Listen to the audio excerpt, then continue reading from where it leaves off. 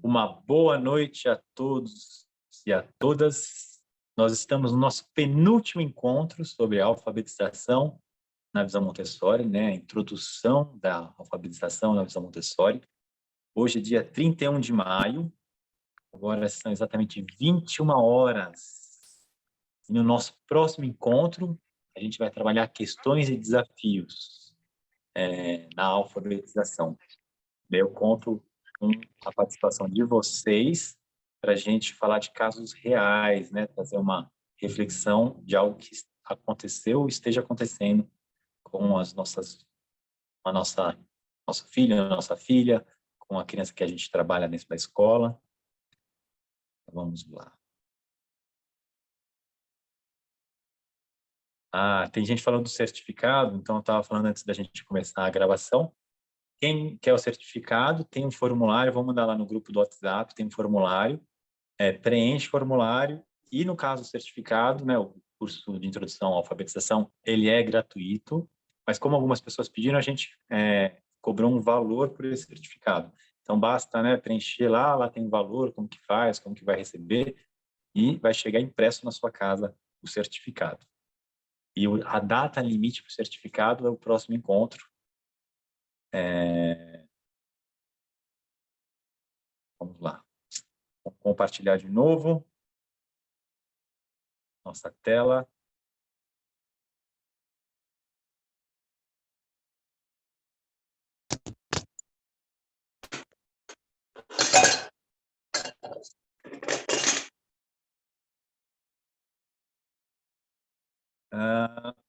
Mesma coisa, 20 minutos.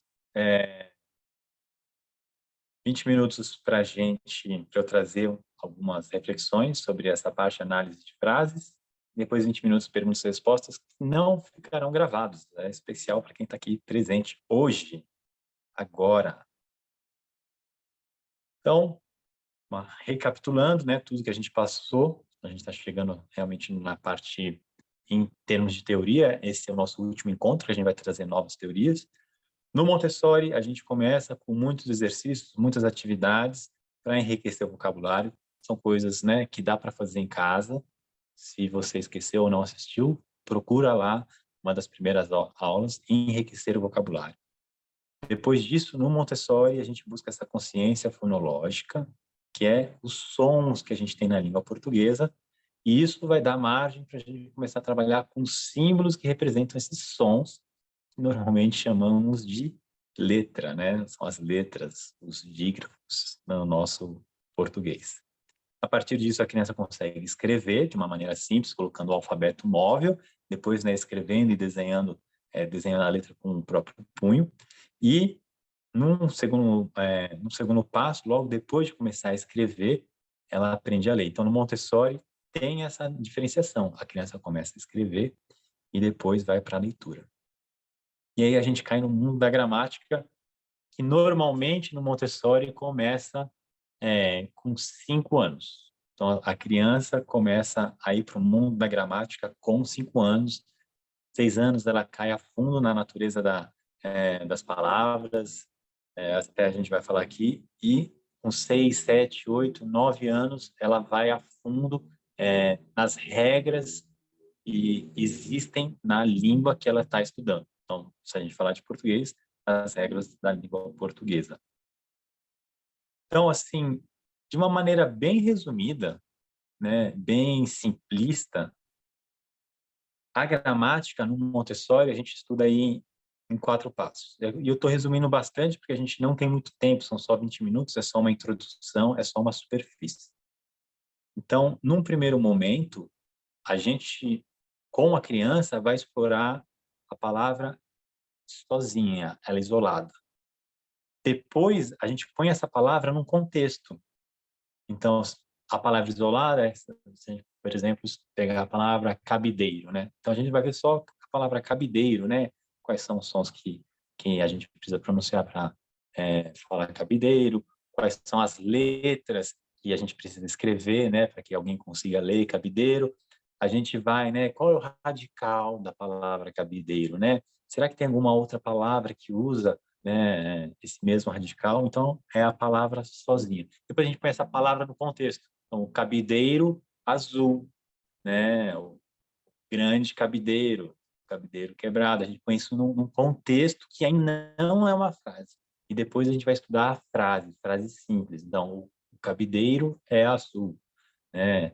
Eu usei o cabideiro. E a gente vai estudar essa frase isolada e depois essa frase num contexto, essa frase numa oração. Então, para ilustrar melhor, eu trouxe aqui alguns assuntos que dentro do Montessori a gente trabalha em cada um desses passos, né? Então, nesse primeiro que a gente estuda a palavra isolada, a gente vai estudar o radical da palavra, desinências. Se você não lembra, né, do português, esses nomes que eu coloquei, não precise ficar preocupado. Assim, se você é professor, se você é professora, você já sabe o que que é. Então, a gente vai lá estudar os prefixos, os sufixos, aquilo que vem antes, o que vem depois, mesmo a etimologia, né, do radical, a etimologia do prefixo, dá para ir para muitos lugares, estudando só a palavra. Aí, quando a gente põe a palavra, né, numa frase ou numa expressão, daí essa palavra ela começa a ganhar uma classe gramatical.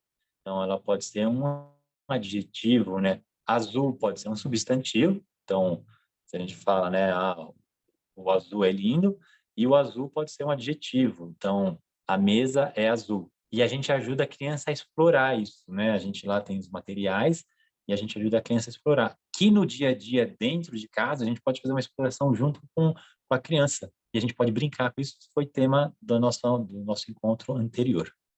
E daí depois, né, que é a análise de frase mesmo, a gente entra nesse terceiro aí, que todo mundo lembra, né? Sujeito e predicado. A gente tem duas partes.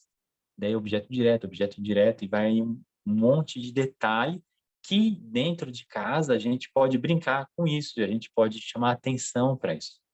E depois, né, quando a gente tem mais de uma oração, a gente vê como essas orações elas se relacionam. Então, eu vou comer na mesa que meu pai construiu. Lá tem duas orações. Daí como que a gente faz isso? Como a gente pode mesmo fazer reflexões simples que não está nem dentro de um contexto pedagógico, mas de exploração, né, como pai, como mãe.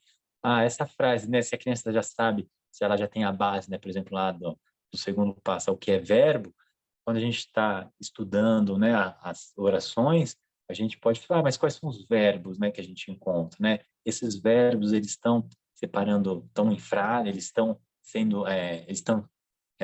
constituindo frases diferentes. Então, a gente tem toda uma gama de possibilidades. Aqui a gente vai gastar um tempinho maior, porque conforme, pelo menos na minha experiência, o que aconteceu é que o português, ele foi dentro da minha educação, né, que era tradicional, o português ele foi ficando cada vez mais distante do meu dia a dia. Ele foi ficando muito teórico e pouco prático. Num ambiente Montessori, a gente ajuda a criança a enxergar a ciência, né, o português, a língua portuguesa, no seu dia a dia. Então, falamos português, ouvimos português, lemos português, exploramos, né, o mundo da língua portuguesa a todo instante. A grande parte da nossa comunicação, né, no dia a dia é através do português. Existem outras comunicações, né, a comunicação não verbal, né, ou mesmo só visual, ou mesmo um audiovisual que não tenha realmente, né, o texto, mas tenha lá alguns sons. Mas o português ele está encarnado na nossa vida. E às vezes a gente esquece que a gente pode explorar esse português que é do nosso dia a dia com a criança. Então, provavelmente, a criança que está perto de vocês, ou que, né, vai, de repente, um filho, ou um sobrinho, um neto, ou uma criança que está lá no seu trabalho, talvez não esteja naquele contexto mais escolar. Porém, isso não elimina a possibilidade da gente explorar junto com a criança essas diversas partes do português. E uma coisa que eu fiz muito e faço ainda com a minha filha, a Ju, ela tem 8 anos, ela vai fazer 9 anos. E muitas vezes a gente está conversando e eu chamo a atenção dela para alguma parte daquilo que a gente está falando. Então, né, quando a gente, por exemplo, está estudando as classes gramaticais, né, e tem as interjeições, teve um dia, esse foi, não tem nem a ver com isso, mas eu lembrei agora, eu estava com ela, né, ela tinha 6 anos, 7. E daí a gente começou a falar de palavrão, né? Ela me perguntou, ela falou, papai, quais são os palavrões que você conhece? E, e daí a gente foi estudar essa classe de palavras, né? Que a gente chama de palavrões. E daí a gente foi fazer uma lista delas. E existiu o interesse, né, dela entender o que são esses palavrões. Ela já sabia, né, que a gente não poderia falar, que não é muito apropriado, mas que no dia a dia, às vezes, ela ouve, né, um adulto falar, outro ali, outro aqui, e a gente estudou, esse é um exemplo, né, estudou os palavrões dentro desse contexto linguístico. O que eu ia contar antes, né, que muitas vezes quando eu estou com a minha filha, eu chamo a atenção para ela, a atenção dela para alguma parte específica daquilo que a gente está falando, daquilo que a gente está escrevendo, daquilo que a gente está cantando, daquele sinal que a gente está vendo na rua, e a gente começa a explorar. E essa exploração, ela não tem, que nem eu falei, aquele sentido mais estrito, mais escolar. É realmente uma exploração para entender o que é, o que tem. E aí, né, mães e pais, é de acordo com aquilo que você sabe, não é de acordo com o que a escola está ensinando. É claro que ela precisa já saber alguns elementos, mas assim como um caso prático, a gente pode citar, eu posso citar, estava lá com a Ju, e daí a gente estava, eu vi que ela tinha essa oportunidade de trabalhar os advérbios, né? E daí a gente começou a brincar, que também é uma atividade no Montessori, né? Então, aí eu falei para a Ju, vamos andar. Aí a gente andou. Aí, Ju, agora nós vamos andar rapidamente. Daí a gente começou a andar e brincar, andando bem rápido. E um ficava mais rápido que o outro e tal. Aí, Ju, agora nós vamos andar lentamente. E a gente começou a andar muito lentamente. Ju, você viu qual é a parte, né, que muda, né, dessa frase? Vamos andar rapidamente, vamos andar lentamente. E esse rapidamente, esse lentamente, o que ele mudou? Ele mudou a forma de andar. No meu caso, né, eu sou professor, eu sei o que é, eu sei qual é a teoria, eu sei que é um advérbio, que está dentro de um contexto específico, tal, tal, tal. Mas como mãe, como pai, a gente pode explorar isso. Então, até mesmo, será que, brincando, né, será que a gente pode correr lentamente? Será que a gente pode saltar lentamente?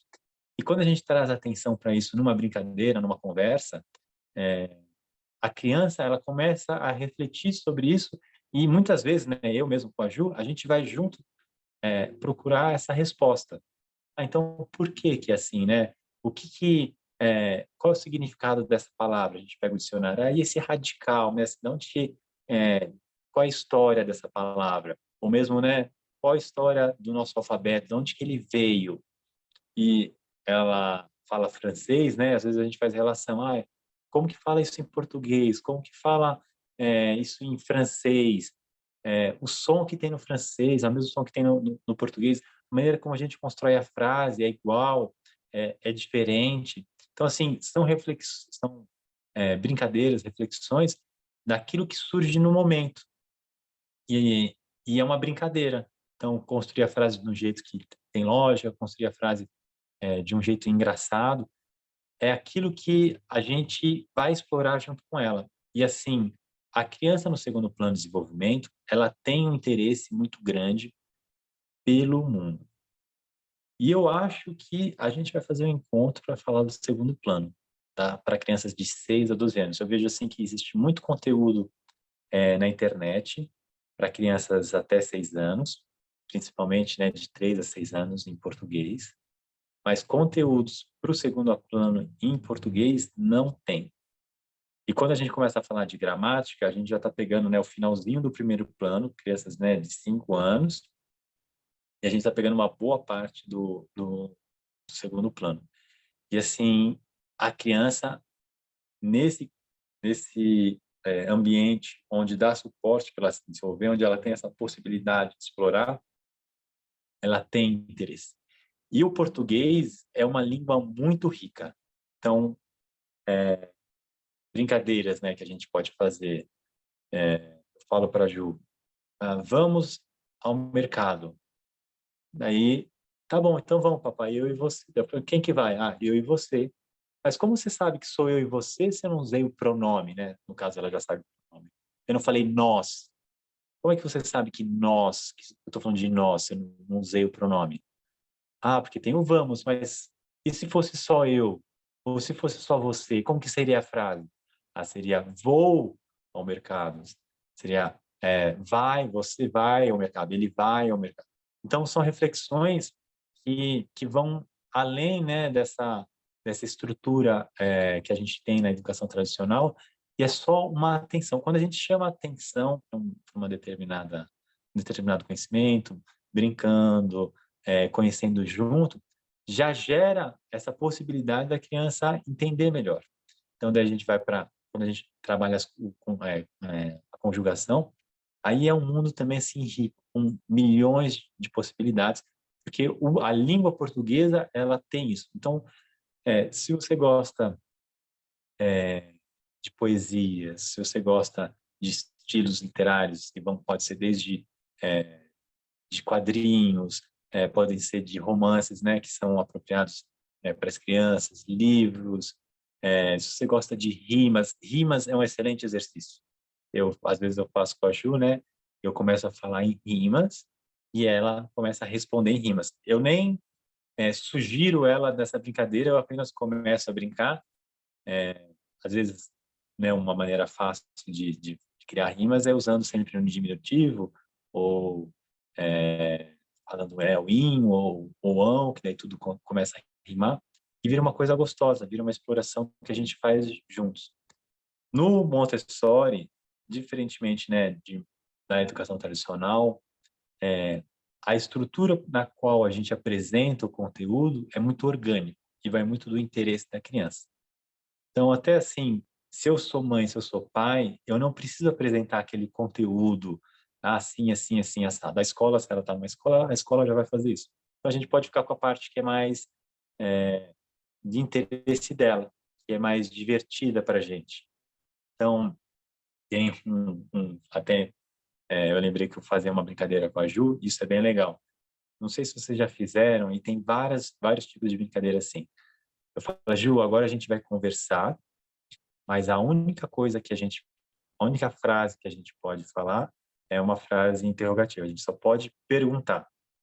E daí a gente começa essa brincadeira. Então, eu falo para ela, Ju, vamos ao mercado? Ela não pode nem falar sim nem não, ela não pode responder. Ela tem que responder com uma outra pergunta. Eu falo, Ju, vamos ao mercado? Ela fala assim, em qual mercado? Aí eu tenho que responder com outra pergunta. Eu falo, você lembra do mercado que a gente foi ontem? E aí vai. E é uma brincadeira. E a gente aí está chamando a atenção para como construir uma pergunta.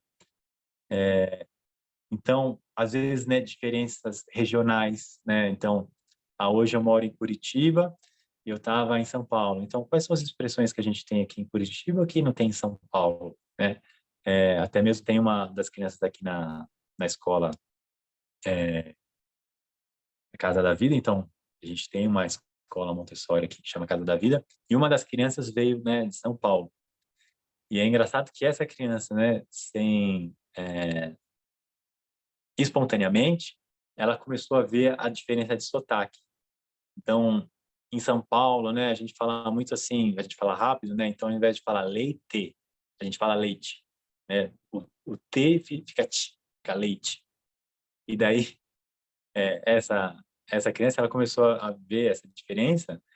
E daí ele começou a fazer questão de usar o sotaque daqui. Ele fala, eu quero leite.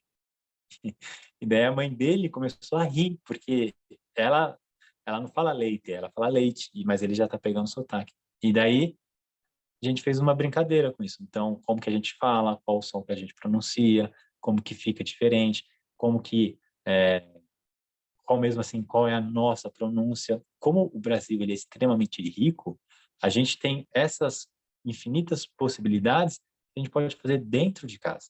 Isso, que nem eu falei, assim, são brincadeiras, são momentos leves. Uma coisa que acontece também para criança de 6 a 12 anos, então, eu tinha falado, né, para escolher livros, para as crianças de até 6 anos, a gente escolhe coisas reais. E a nossa fala também são coisas reais. Então, com a criança pequena, a gente não brinca, hoje vai ter para comer olhos de dragão. A criança, ela vai achar que tem realmente um olho lá para comer. Então, a gente trabalha com coisas reais, a gente brinca até e faz de formas diferentes. A criança de 6 a 12 anos, a gente pode brincar com ela e explorar a imaginação. Então, e se a gente fizesse isso? De repente, né, lá na escola tinha, né, crianças de 6 a 9 anos, na escola passada lá na França, a gente estava servindo o almoço com eles, de repente tinha um ensopado lá com carne e tal, daí as crianças perguntavam, o que é isso? Eu falava, que são escamas de dragão com pernas de barata. Daí as crianças ficavam rindo. Trabalhar a imaginação. Com as crianças, né, do primeiro plano, a gente não faz isso, mas com as crianças do segundo plano, a gente pode introduzir esse tipo de brincadeira, e elas gostam. Então, mesmo inventar palavras. Então, como seria Felipe, né? Se Felipe tivesse o início do som do seu nome, né? Seria Gelipe, seria Lelipe. Então, essa atenção que vai aí para todas essas áreas que a gente passou, ajuda a criança nessa reflexão. E, como eu falei, dentro de casa não precisa ter essa estrutura. Eu não preciso nem saber qual é a classe gramatical da palavra que eu estou falando. Mas apenas saber essa diferença já gera nela um interesse. E talvez mais para frente, dentro da escola mesmo, ou por conta própria, ela vai procurar saber mais. Já passou 21 e 22 minutos. Essa parte de análise de frases, eu queria só deixar claro qual é a estrutura que a gente tem. Então, recapitulando, né, a palavra isolada, a palavra no contexto, a frase isolada e depois a relação entre as frases. Essa é a estrutura que a gente segue no Montessori. A gente faz muitos exercícios criativos. Eu dei alguns exemplos aqui daquilo que a gente pode fazer em casa, mas linguagem, né, quando a gente pega assim português, a língua portuguesa, não é uma matéria que existe sozinha. O português existe quando a gente vai estudar geografia, porque o texto está em português. Quando a gente vai fazer matemática, porque a gente fala dos números, os números têm nomes, né? Quando a gente vai falar de arte, de qualquer outra matéria. Então, a linguagem, ela está inserida em todas as outras áreas do conhecimento. Então, mesmo que a gente esteja fazendo matemática, a gente está usando o nosso português, e a gente pode trazer atenção dentro da matemática para o português. Então, a família dos números, né, quando 10, 11, 12, 13, nossa, você percebeu que ali tem que algo se repete, né? Que esses números eles têm algo em comum. Então, a linguagem, o português, ele está no nosso dia a dia e a gente pode explorar ele mesmo mesmo estando em outras áreas de conhecimento, porque escrevendo, lendo, que seja em ciências, que seja em matemática, que seja em geografia, que seja em biologia, a gente usa muito o nosso português, a nossa língua. Tá bom? Vamos parar a gravação.